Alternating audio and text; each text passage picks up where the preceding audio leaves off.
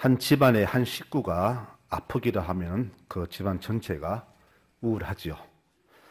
교회도 그렇습니다.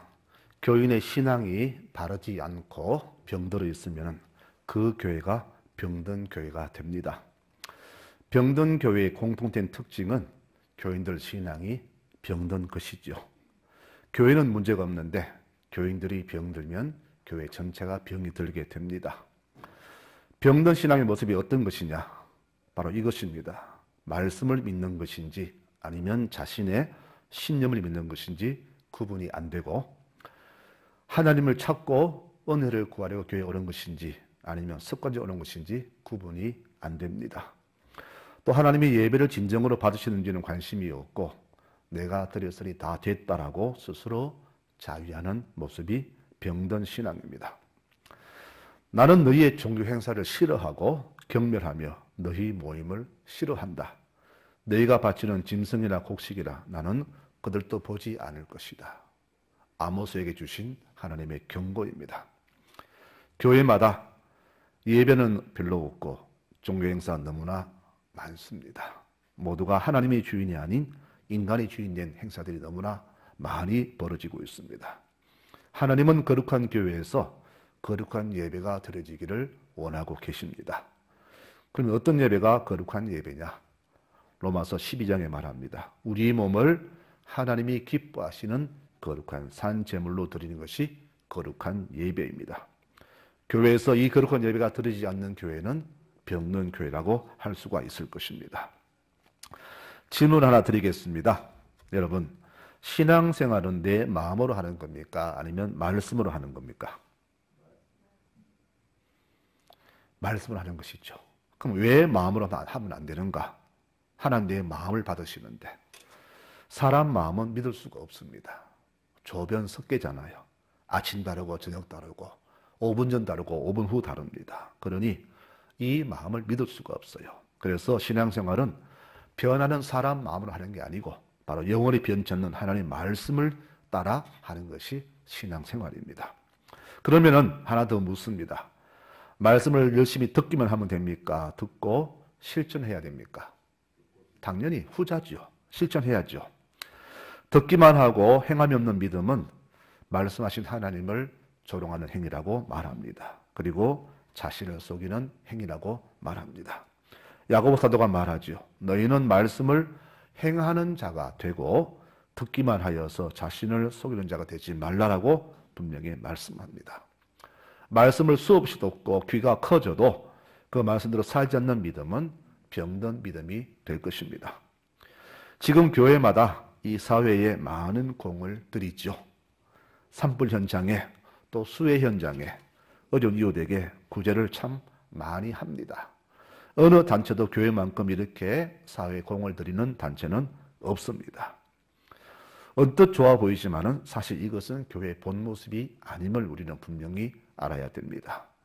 바로 이 모습들이 나쁜 것은 절대 아닙니다. 당연히 해야 할 일이지만은 여기에 우리의 모든 시선이 집중될 때 교회의 사명을 돌려버린 것이라 그렇게 볼 수가 있습니다. 오늘 읽은 말씀이 바로 교회의 잘못된 시선을 바꿔주는 그런 시선의 말씀이 됩니다. 교회는 복음을 전파하는 곳입니다. 그런데 반대로 교회가 요즘 자꾸 사람들의 욕심만 채워주려고 합니다. 교회는 영원히 갈증을 느끼지 않는 예수 그리스도를 사람들에게 마시게 해야 합니다. 그런데 자꾸 교회가 이 예수보다 자꾸 동전으로 떡으로 빵으로 그들의 배를 채워주려고 합니다. 거꾸로 가는 교회의 모습입니다.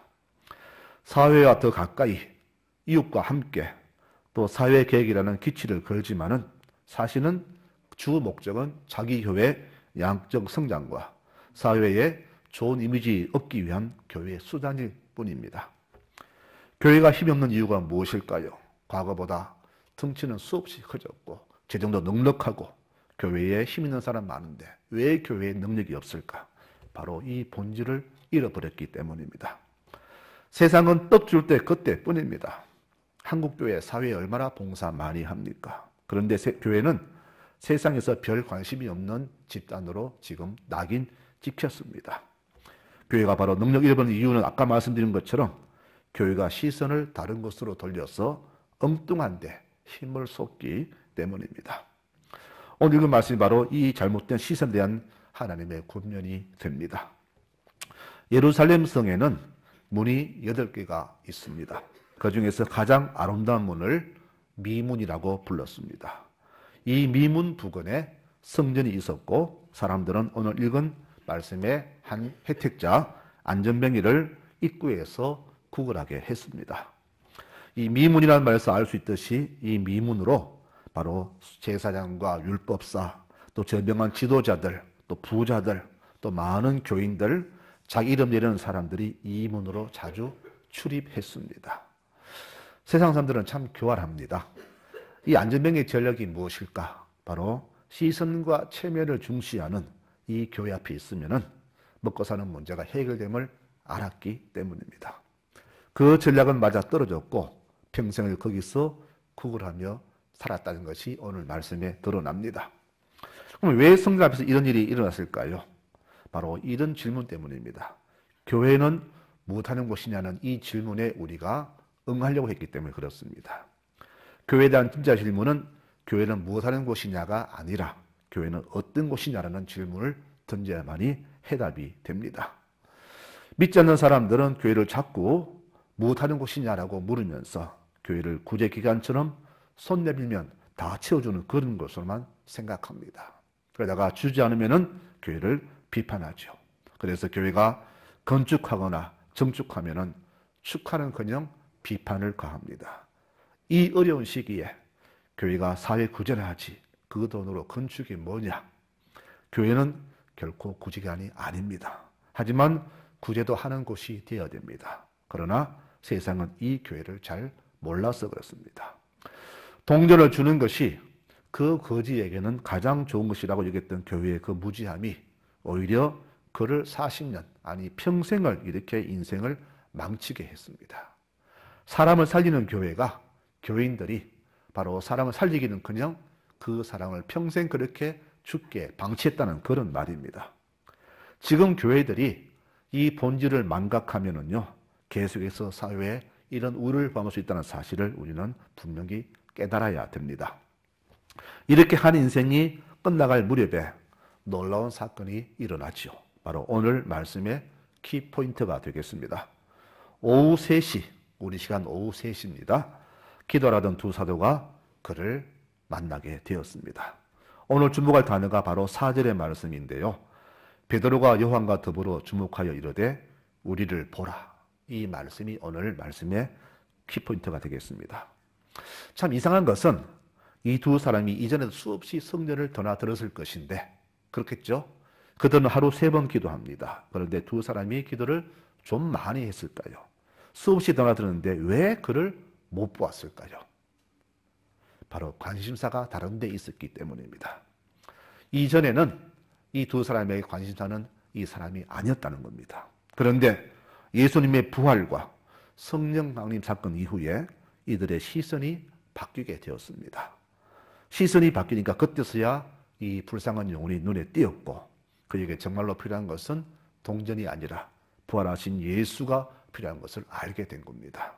여러분, 그래서 성도에게 제일 중요한 것은 바로 성령의 우리 인치심입니다. 여러분, 내 속에 성령께서 인지하셔서 나를 만져주셔야만이 내 시선이 바로 바라보고 내 삶이 바른 방향으로 가게 된다는 것을 우리가 알게 됩니다. 그전에는요, 우리 교회는 나와 있지만은 세상과 똑같이 살 수밖에 없다는 것을 알아야 됩니다.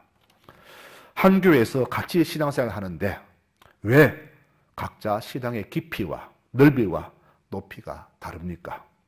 그것은 바로 내 시선이 어디에 있느냐에 따라서 해답이 될 것입니다. 육신의 시선은 동전이 담긴 깡통만 내려보겠지만은 하늘의 시선은 주를 바라봅니다. 그런데 교회는 이것을 망각했어요. 그래서 동전만 주면은 교회의 삶을 완성했다고 스스로 자부하며 살아왔다는 것이죠. 그럼 교회가 왜 이렇게 변했을까? 왜 이렇게 뒤로 쳐졌을까요? 딱 이유는 한 가지입니다. 교회 교만 때문입니다. 교회의 규모도 커졌고 돈도 있으니 이제 세상의 교회를 드러내야 한다는 우쭐함 때문입니다. 우리는 이런 힘이 있다. 이런 일을 한다라고 자랑하고 싶어서 이렇게 하게 된 겁니다. 그러다 보니까 세상에 관심이 많습니다. 세상이 우리를 바라보는 인지는 얼마쯤인가 관심을 많이 두지요. 그래서 교계 신문이나 뉴스를 보면은 항상 연말에 통계 나옵니다. 지금 사회에서 교회의 이미지가 어떤 것이냐, 뭐 23이니 28이니 이런 순위에 신경을 쓰게 된 겁니다. 바로 교회가 본질을 망하기 때문입니다. 그럼 왜 여러분 생각해 보십시오. 교회가 왜 사회에 인정받아야 됩니까? 그럴 이유가 무엇입니까? 없잖아요. 교회는 사회가 어떻게 생각하든 신경 쓸 필요가 없습니다. 교회는 오직 하나님께 어떤 존재로 있어야 되느냐, 여기만 신경 쓰면 되는 겁니다. 역사 이래로 교회가 사회에 헌신하고 봉사해서 인정받은 적이 얼마나 되며 교회가 사회와 국가에 인정되지 못해서 순환과 핍박받은 적이 얼마나 많았습니까? 그런데 교회는 자꾸 시선을 다른 데 돌립니다. 이렇게 시선이 엇나가니까 교회의 큰 행사마다 믿지 않는 정치인들 다가와서 표라 얻기로 하고 교회는 거기에 이용이나 당하고 거룩한 부활 예배에 믿지 않는 대통령이 와서 축산하는 그런 일이 벌어진 겁니다. 얼마 전에 포항시내에서도 교계 연합으로 기독교 부활 영사를 드렸습니다. 그게 누가 온지 아십니까? 국회의원 참석하고 시장 오고 정치인 참석하고 그들과 부활 예배가 무슨 상관이 있냐 말입니다. 그들이 강단 정중앙에 앉아가지고 예배를 청관합니다. 교회가 이렇게 되었다는 것이죠. 시선을 잘못 돌려서 그렇습니다. 사회가 국가가 교회를 몰라주면 어떻습니까? 왜 자꾸 사회에 세상 사람들에게 인정받으려고 합니까? 지금 이런 기현상이 우리 시선의 잘못 때문에 벌어지고 있다는 것이죠. 교회는 사회 시선에 신경 쓸 필요가 없습니다. 이 두 사도를 보십시오. 우리를 보라. 나는 은과 금이 없다. 줄 게 없다. 그러나 가장 중요한 것을 주겠다. 바로 예수 그리스도다. 여러분, 사회가 원하는 것을 주지 않았습니다. 교회가 원하는 것을 그에게 주었다는 겁니다. 교회는 바로 예수만 주면 됩니다. 교회를 장사 수단으로 정치 목적으로 유익 얻으려는 그런 사람들 얼마나 많습니까? 장사꾼, 환전상, 비둘기 파는 자들 주님 다 쫓아버렸습니다. 내 아버지 집은 만민의 기도하는 집이다. 성전이 난리가 났습니다. 5,000명이 삽시간 떠나버렸습니다. 근육에게 예수님을 주지 않으면 평생을 구걸하는 그런 그름병이로 될 수밖에 없었습니다. 너희들 갈 것이냐? 아닙니다, 주님. 우리에게는 영생신 주님이 계시는데 우리가 어디로 갑니까? 떠나지 않겠습니다. 교회는 사회에 떡과 돈 안 줘도 됩니다. 그러나 내게 여유가 있으면 조금씩 나누는 것뿐입니다. 교회가 떡을 주는 것은 영혼 사랑보다는 어쩌면 사회에서 인정받기를 원하고 교회 덩치를 키우려는 이유가 더 많을 것입니다. 교회는 클 필요도 없고 힘쓸 필요도 없습니다. 오직 성령께서 임하시고 거룩한 예배자들이 날마다 하나님을 찬양하는 곳이면 됩니다. 이것이 바로 교회입니다. 교회는 무엇을 하는 곳이냐가 아니라 교회는 어떤 곳이냐가 맞는 질문이요, 그게 맞는 대답입니다. 교회가 바로 이 본질을 회복해야 이 안전병에 일어나는 기적이 일어나고 능력이 발휘되고 하늘문이 열리게 되는 겁니다. 너에게 나사렛 예수를 주노라. 이게 교회가 되어야 됩니다. 우리가 몰라서 그렇지 세상도 교회에 이런 모습을 기대할 겁니다. 그들은 교회의 떡을 원하는 게 아닙니다. 그들은 자기들에게 영생을 원합니다. 근데 우리는 예수를 주지 않고 자꾸 떡을 주려고 합니다. 정반대로 가고 있다는 겁니다. 제가 어릴 때 교회 가면은요, 교회에서 먹을 거 많이 줬습니다. 가난한 시절이었기 때문에 아이들은 그 과자 얻어먹으려고 교회 참 많이 갔습니다. 훈련병들이 교회 가는 이유가 바로 그런 겁니다. 배고프니까 가면 초코파이 주거든요.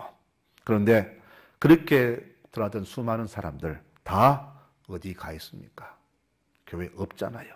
다 떠나버렸잖아요. 5,000명처럼 다 떠나가고 없잖아요.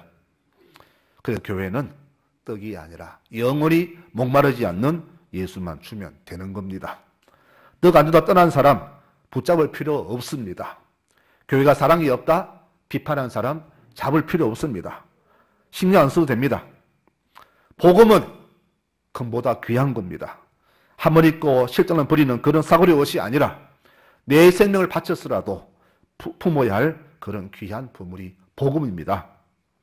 예수를 품기 위해서 자기 재산을 다 팔았던 그 진주 장사와 바깥의 농부의 결단이 오늘 우리의 결단이 되어야 됩니다.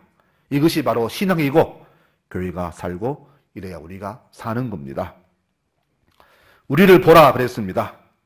이제 진짜로 보여야 할 것을 그에게 보여줍니다.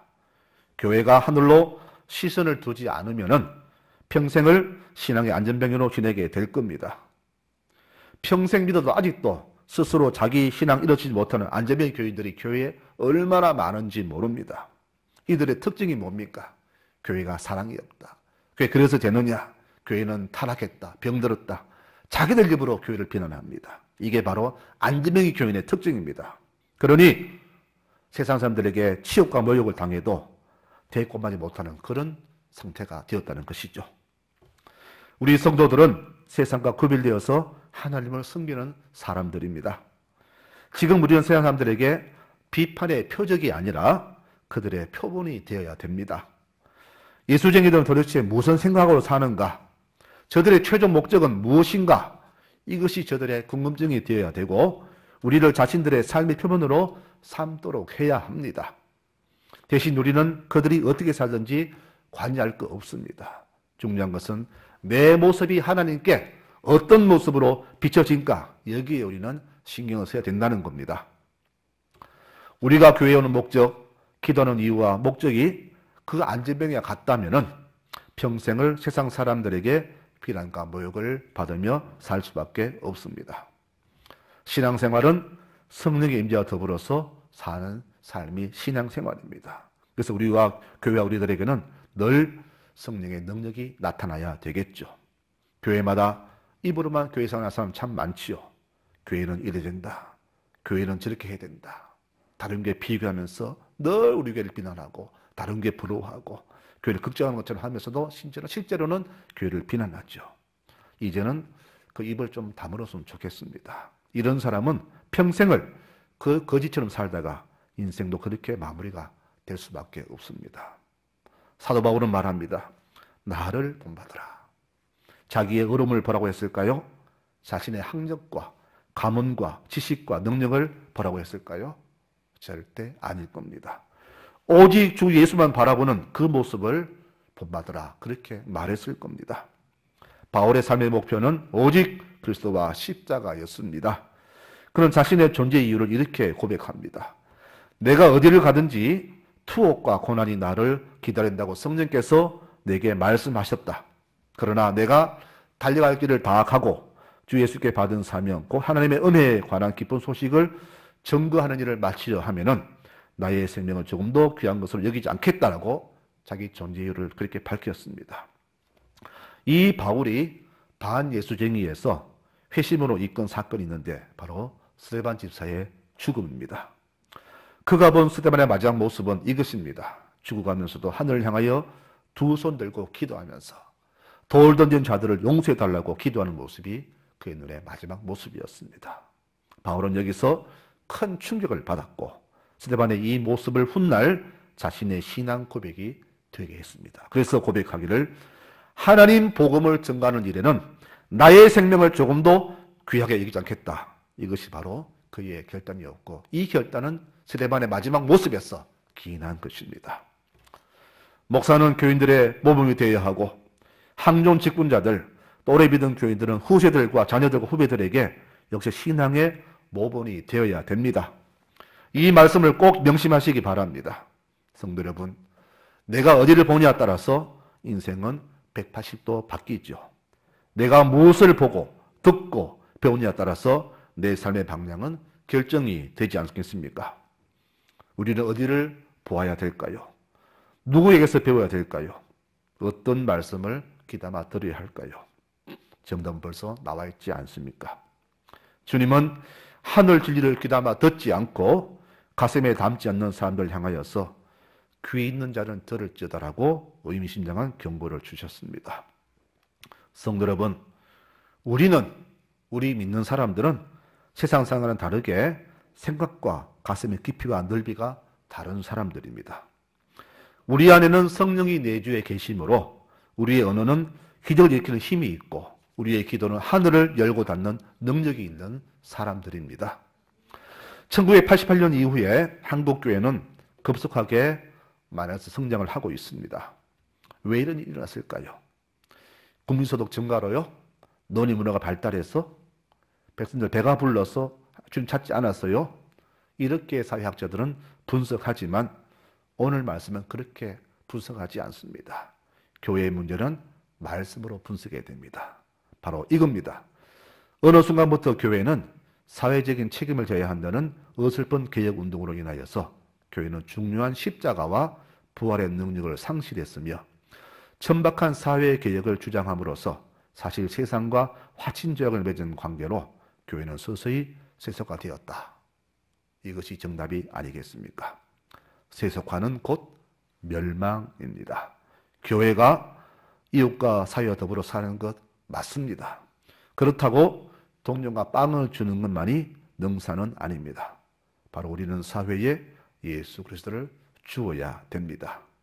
40년간 교회에서 주는 빵을 받아본 그 거지는 40년간 평생을 한 번도 교회에 발걸음을 뛴 적이 없다고 합니다. 교회가 40년간 그에게 무슨 짓을 했습니까? 정말로 몹쓸 짓을 했죠. 우리는 잘했다고 하는데 그것이 오히려 그의 생명을 죽이는 짓이 된 겁니다. 이제 교회는 어설픈 짓을 그만두고 오직 복음, 예수 그리스도를 주는 일에 힘을 쏟아야 됩니다. 나사렛 예수 그리스도의 이름으로 말하니 일어나 걸어라. 예수님이 들어가니까 안지맹이가 변화가 되었습니다. 그가 변하다 제일 먼저 한 일이 무엇입니까? 성전으로 들어갔다고 했습니다. 그리고 걷고 뛰면서 하나님을 찬송했다고 했습니다. 40년간 빵 받아오면서 하나님 찬양한 적이 없죠. 교회 좋게 본 적 없습니다. 감사한 적 없습니다. 그런데 예수가 들어가니까 성전에 발을 디뎠고 하나님을 찬송하게 됩니다. 여러분, 믿음은, 구원은 빵으로 돈으로 살 수 없습니다. 오직 복음만이 살 수 있는 귀한 선물이 됩니다. 교회가 사회개혁을 주장하며 구제와 사회봉사 힘을 많이 쓰지만은 그 목적이 자기 교회 부흥과 성장이라는 불순한 목적을 세상들이 알기 때문에 그들은 오히려 교회를 이용하는 겁니다. 오늘 두 사도는 우리 교회가 다시 일어설 수 있는 유일한 방법을 알려주었습니다. 바로 이겁니다. 은과 금은 내게 없지만 예수 그리스도를 주겠다. 바로 이것이 교회가 회복되는 유일한 방법이 됩니다. 성도 여러분, 스스로 신앙에 굳게 서고 자기 삶을 개척해 나가도록 애쓰는 여러분들이 되시기 바랍니다. 믿음은 스스로 써야 됩니다. 내 먹고 살기 위해서 자립하기 위해서 새벽별을 보고 밤늦게 늦은 별 보고 두려면서 육의 힘을 쓰지만은 내 신앙에 자립하기 위해서는 얼마나 노력하고 있는지요? 아니잖아요. 교회는 능력이 나타나야 됩니다. 더불어 교회들도 내 삶에서 능력이 나타나야 됩니다. 남들이 볼 때에 저 집은 참 잘 돼. 저 사람 이상하게 일이 잘 풀려. 왜 저럴까? 이런 퀘션 마크가 날마다 던져져야 됩니다. 오늘 이 안전병이 일어났습니다. 그러자 온 동네가 난리가 났습니다. 성경은 말합니다. 백성들이 그 일로 인하여 심히 놀랍게 여기며 놀랐다라고 성경은 기록했습니다. 떡 줄 때 놀라지 않았습니다. 그들은 당연하게 받았습니다. 그런데 그가 일어서니까 온 동네가 난리가 났습니다. 나 이래 살다 죽으면 되지 뭐. 혹시 이런 마음 품고 계십니까? 우리 애들 알아서 하겠지. 저 신앙생활 알아서 하겠지. 머리 굵은 애들 내가 뭘 한다고 되겠나. 이런 분들 많이 계시죠. 여러분 과연 그렇습니까? 그렇게 생각하십니까? 그렇다면 그들의 신앙은 저도 스스로 알아서 하게 놔두면서 그들에게 재산을 주기 위해서 왜 이렇게 애씁니까? 육신도 그렇게 살도록 놔두시죠. 우리 성도들은 정말 주 앞에서 정직해야 됩니다. 나의 부끄러움, 모자람, 나의 불충을 자꾸 주님 아시겠지. 하나님께 돌리지 마시기 바랍니다. 내가 못함을 부끄러워하고 침묵해야 됩니다. 스스로 자기의 부족함을 알면서 그 숨기기 위해서 주님 아시는데 꼭 그럴 때만 하나님을 등장시킵니까? 이게 바로 병든 모습이 아니냐 이겁니다. 여러분, 우리는 주 앞에서 코람되고 어떤 모습을 쓰느냐 중요한 것이죠. 우리를 보라. 두 사도 주 앞에서 정직한 자로 섰지 않습니까? 그랬더니 그에게 바로 예수를 심어준 겁니다. 정직과 검련 성실은 바로 주 앞에 주님이 필요하시는 원하시는 우리의 모습이 될 겁니다. 말씀 맺겠습니다. 이제 우리는 서로가 서로에게 이런 말을 자신 있게 할 수 있어야 됩니다. 우리를 보라. 나를 본받으라. 이런 말을 자부할 수 있는 그런 신앙의 모습이 우리에게 넘쳐나야 될 겁니다. 성도 여러분, 우리 송라지교회 모든 교우들 이렇게 자신 있게 말할 수 있는 교우들이 되시기 바랍니다. 그러려면 바로 예수 그리스도가 내 삶의 중심이 되고 내 가슴에 영원히 자리 잡아야 됩니다. 내 시선은 하늘을 바라보고 주님께만 나의 모든 관심이 쏠려 있어야 됩니다. 그럴 때 우리 자신 있게 나를 보라라고 할 수가 있게 될 겁니다. 우리의 이 작은 자세에 따라서 교회의 존폐와 흥망성쇠가 달려 있습니다. 성도 여러분, 앞으로 이제 어떻게 사시렵니까? 한 주간 고민했으면 좋겠습니다. 내게 부활은 어떤 의미인가? 부활은 내게 어떤 의미로 다가왔는가? 그저 살아나셨으니까 나도 살겠지, 이런 의미가 아닙니다. 부활은 새로운 것의 재탄생을 의미합니다. 이전에 우리의 삶을 다 던져버리고 새롭게 영광스럽게 부활하신 주님처럼 우리의 삶의 모습도 새롭게 바뀌어야 되지 않겠습니까? 이전과 다른 모습으로 사는 것, 결단, 이것이 바로 부활의 의미가 아니겠습니까? 한 주간 이 사실을 깊이 묵상하며 살아가시는 한 주간 되시기를 바랍니다. 깊이 묵상하면서 나는 세상 사람들에게 어떤 존재였는가? 바로 돈을 던져주고 태어났던 그 사람들인가? 아니면 두 사도처럼 예수를 심어준 사람인가? 깊이 묵상하면서 한 주간 살아가시는 믿음의 송라지교회 모든 교우들이 되시기를 축원합니다. 아멘.